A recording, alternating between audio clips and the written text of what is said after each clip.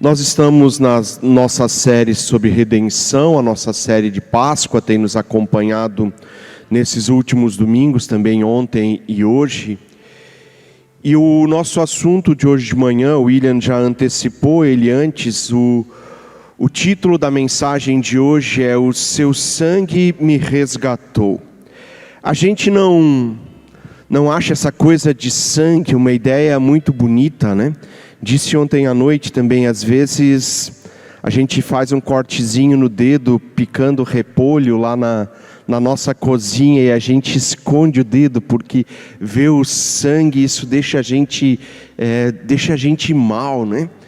Os homens não vão admitir isso, mas também acontece com alguns deles, né? Meu pai foi doar sangue a primeira vez na vida dele e quando botaram a agulha no braço ele desmaiou. Sangue não é uma coisa com a qual a gente está familiarizado, com a qual a gente lida bem.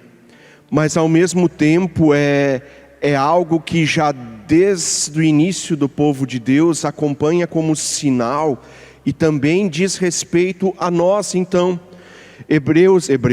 Êxodo capítulo 12 fala de quando os judeus saem do exílio a primeira vez. E tem as 10 pragas, essa história a gente conhece, né? A gente nem sempre lembra todas as pragas, mas a gente lembra que eram 10. E no final, depois da 9ª praga, o faraó ainda não tinha deixado o povo de Deus sair, e Deus anuncia a 10ª praga. E ele diz, bom, vai ser assim, vocês vão se reunir nas casas de vocês vão abater um cordeiro, vão assar esse cordeiro e vão celebrar isso. É a Páscoa dos judeus até hoje, a celebração com ervas amargas, um cordeiro assado. E Deus diz, se aquela família for pequena demais para comer um cordeiro todo, chama os vizinhos, chama os outros, mas que não sobre nada daquilo. Mas tem um detalhe do texto, e isso aparece no versículo 13, que às vezes a gente passa batido por ele. Deus pede para que o seu povo bote o dedo no sangue e passe na entrada das casas, nos umbrais, naquela travessa superior que estabelecia a porta. O sangue será um sinal. E ali onde tivesse a marca do sangue, os primogênitos, porque a 10ª praga era isso, os primogênitos, os primeiros filhos daquelas famílias, o primeiro animal, não importa que animal, dos menores aos maiores, morreria. O sangue era um sinal de preservação da vida. E assim aconteceu a 10ª praga, e eu não consigo, com a minha limitação, eu não consigo imaginar a dor e o sofrimento que estava presente ali, assim como na cruz. Mas é a primeira vez que o sangue é visto como um sinal, como uma marca de uma aliança, de um acordo que Deus estabelece com um povo. O verso da nossa música e a série toda tem frases da música Redenção, que é do projeto Sola. Se vocês não conhecem ainda, quando vocês acessarem lá os tocadores de música do estilo que vocês preferem, procura o projeto Sola. Eles têm músicas profundamente bíblicas. E uma das músicas então se chama Redenção, e a frase da música que a gente vai usar hoje diz assim: o seu sangue sobre mim me comprou, me restaurou, sem culpa então me tornou. A gente tem culpa, e Jesus, com aquilo que acontece na cruz, faz algo que não estava ao nosso alcance fazermos. A gente logo traz argumentos a respeito de nós, e nós geralmente temos uma visão um pouco idealizada de nós, né? A gente se imagina como um cara fortão, bonito, cheio de virtudes, as mulheres também do seu jeito, né? E de repente a gente conversa com a esposa, com o marido, essa imagem do cara que pode tudo, que faz tudo correto, ela começa a mudar um pouquinho. Geralmente nós temos uma visão muito idealizada a respeito de nós mesmos, e isso nós transferimos também para essa relação com Deus. Se fosse possível que você, ou que eu, ou que qualquer um outro ser humano conseguisse fazer aquilo que Deus pede, não teria necessidade de Jesus morrer na cruz. Jesus só morre na cruz. Jesus só escolhe a cruz em nosso lugar, porque eu, porque você, porque nenhum de nós dá conta disso, ainda que a gente tenha argumentos para apresentar. João capítulo 19, versículos 14 e seguinte, falam também desse momento da crucificação. João 19, 14 a 18. Era dia da preparação na semana da Páscoa, por volta do meio-dia. Páscoa dos judeus, celebrado desde Êxodo capítulo 12. 15, finalzinho do 14 ainda. Eis o rei de vocês, disse Pilatos aos judeus. Mas eles gritavam: mata, mata, crucifica-o. Devo crucificar o rei de vocês? Perguntou Pilatos. Não temos rei senão a César, responderam os chefes dos sacerdotes. Finalmente Pilatos o entregou a eles para ser crucificado. Então os soldados encarregaram-se de Jesus. Levando a sua própria cruz, ele saiu para o lugar chamado Caveira, que em aramaico é chamado Gólgota. Ali o crucificaram, e com ele 2 outros, um de cada lado de Jesus. A gente não olha para a crucificação mais como um ato perverso, como um ato doloroso. E o texto que o William leu de Jesus dizendo, eu não aguento mais esse peso, essa dor, a gente esquece disso. A gente olha para a crucificação como se tivesse sido um ato qualquer.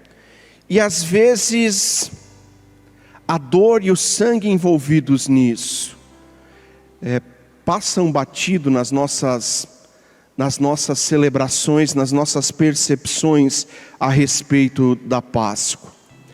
Eu quero falar de 2 coisas apenas nesta manhã. A primeira delas é más notícias.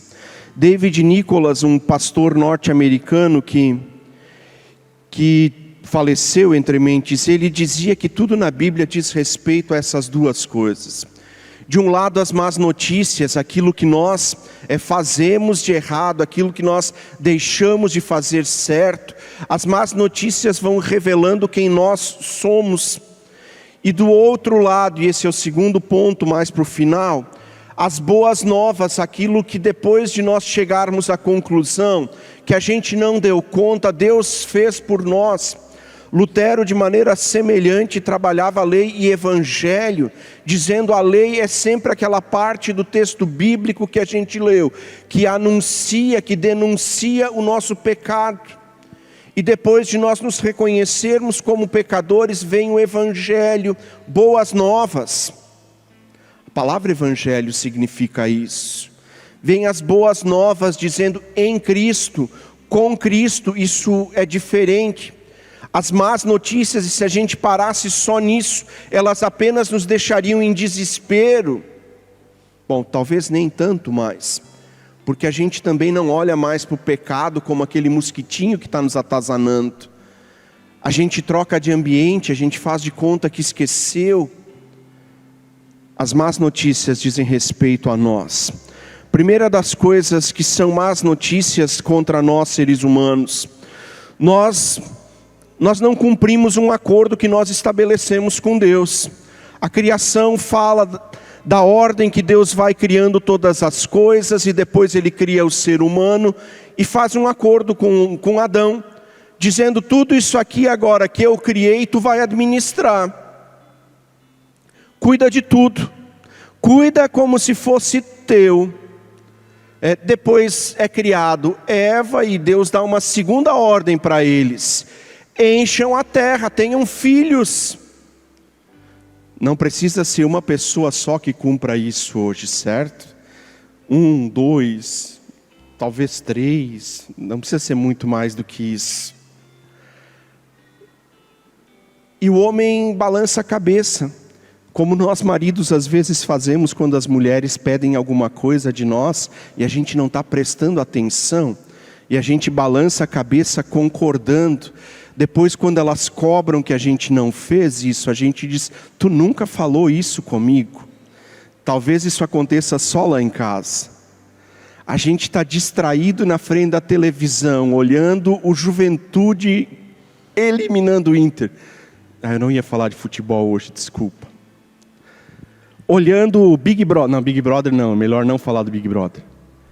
E a gente só balança a cabeça, e Adão faz isso diante de Deus. Ele concorda, mesmo que ele não tenha entendido tudo. E Deus só coloca uma ressalva nesse contrato. Tem 2 árvores aqui. As outras 795 milhões de árvores frutíferas que estão para lá, você pode comer. Não importa se você não gosta muito de bergamota, come maçã. Não gosta da maçã, come banana e tantas outras que nós nem conhecemos. Mas dessas 2 aqui você não bota a mão. E Adão concorda. Adão desobedece, Adão quebra o acordo que ele fez com Deus. E isso não diz respeito só a comer uma fruta, isso diz respeito à obediência. Isso diz respeito a relacionamento quebrado, a confiança, o relacionamento claro, transparente, que Adão e Eva podiam ter diário e constantemente com Deus, é rompido. Depois disso, como um desdobramento dessa primeira má notícia, vem o primeiro assassinato. Um irmão mata outro irmão. Isso são más notícias para você ou não são? Pastor, mas isso foi com aquela família. Eu sou muito melhor do que isso. E a gente começa a apresentar os nossos bons argumentos. Eu sou um bom vizinho. Não escuto música às 6:45 de manhã e música duvidosa. Estou falando do meu vizinho. 6:45 hoje de manhã tinha um sertanejo universitário tocando, que se eu soubesse exatamente qual das casas embaixo era, eu jogava alguma coisa na casa. Eu já estava acordado, mas é feriado. 6:45, com música ruim, ninguém merece.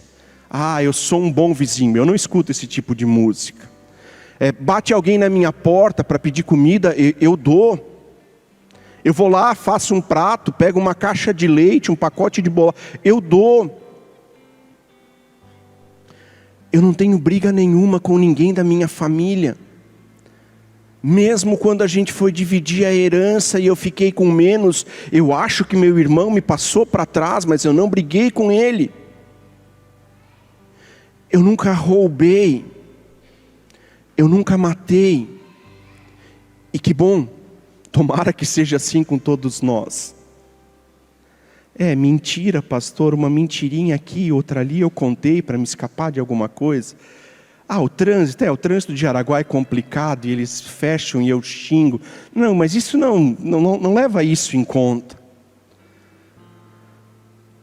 Você pode apresentar os argumentos que você quiser. O ser humano criado à imagem e semelhança de Deus foi corrompido pelo pecado. E isso não acontece porque você primeiro pecou e isso torna você um pecador. É porque você é pecador. É a sua natureza, é a minha natureza.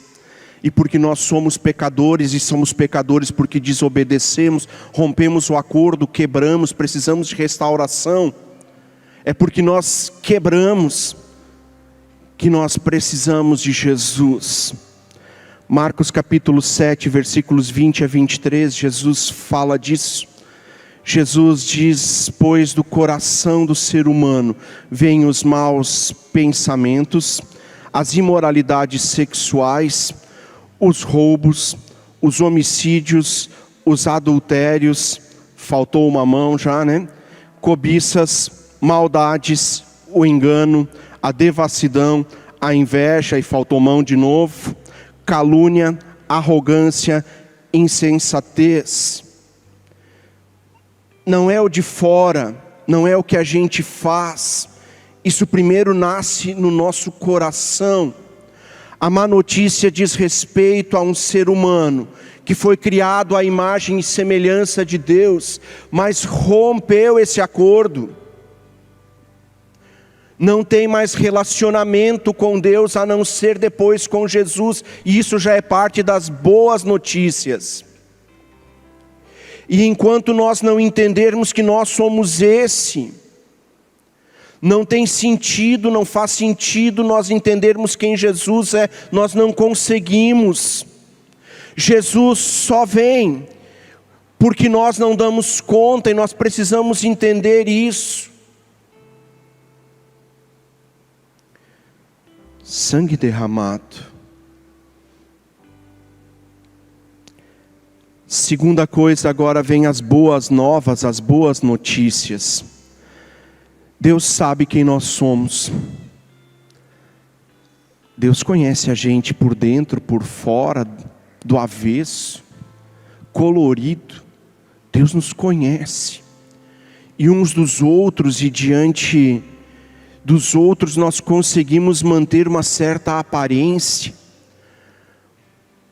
Mas Deus nos conhece, e ainda assim Ele não nos deixa sozinhos nisso. Ele tem um plano. Jesus ter vindo, ter escolhido a cruz, não é à toa. Ele vem porque é o objetivo dele resgatar o ser humano. Marcos capítulo 10, Jesus diz isso com todas as letras, que ele veio para dar a sua vida em resgate. Lucas, quando da conversa com Zaqueu, Jesus diz: os sãos não precisam de médico, eu só vim porque tem um povo doente. A crucificação foi o preço pago pelo teu e pelo meu pecado. Jesus se entrega em nosso favor. Hebreus capítulo 9, versículo 12, nos diz assim: com o seu próprio sangue, e não com o sangue de bodes e bezerros, entrou no lugar santíssimo de uma vez por todas, e garantiu redenção eterna. Do que o autor de Hebreus agora está falando aqui? No Antigo Testamento o ser humano consegue se entender pecador, e ele tem uma tabelinha. Cada tipo de pecado, cada pecado nominado tem um certo pagamento que tem que ser feito para ter perdão de pecados. Isso incluía sacrifício de pombos, até sacrifícios maiores, de bezerros ou de ovelhas e bezerros nessa ordem.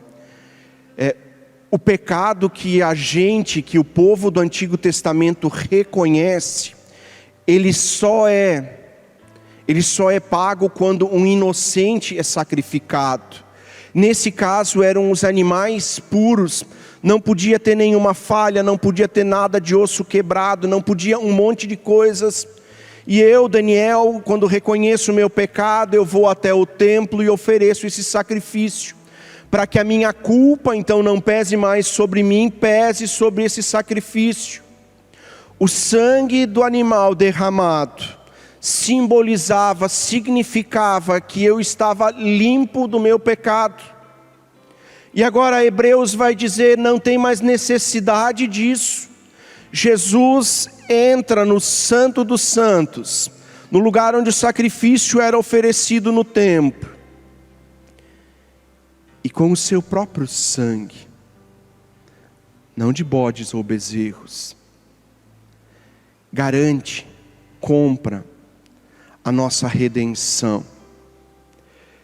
Hebreus capítulo 2, um pouquinho antes do nosso texto, vai dizer assim: visto que os filhos são pessoas de carne e sangue, ele, Jesus, também participou dessa condição humana, para que por sua morte derrotasse aquele que tem poder da morte, isto é, o diabo, e libertasse aqueles que durante toda a vida que durante toda a vida estiveram escravizados pelo medo da morte. Jesus se sacrifica, porque a morte nos impõe medo. Paulo vai dizer que o salário do pecado é a morte. Hebreus vai dizer que nós estávamos escravizados pelo medo de que esse pecado nos fosse cobrado. E Jesus vai lá e resolve tudo. Boas novas. Tudo aquilo que nós podemos falar contra nós, tudo aquilo que a Escritura diz, você não consegue, você não cumpriu, você não pode, todas as nossas tentativas, tudo aquilo que nós podemos apresentar como argumentos que não vão ser suficientes. Agora vem as boas notícias dizendo: Jesus fez tudo. Eu termino com uma história. Nós entendemos um pouquinho de restauro hoje, né, Arnold? O templo foi restaurado e vocês não fazem ideia do trabalho que isso deu. Porque tem que devolver ao estado original. E algumas coisas a gente teve que negociar, porque vocês que conhecem esse templo há mais tempo do que eu, sabem que a gente mexeu em muita coisa que não está original.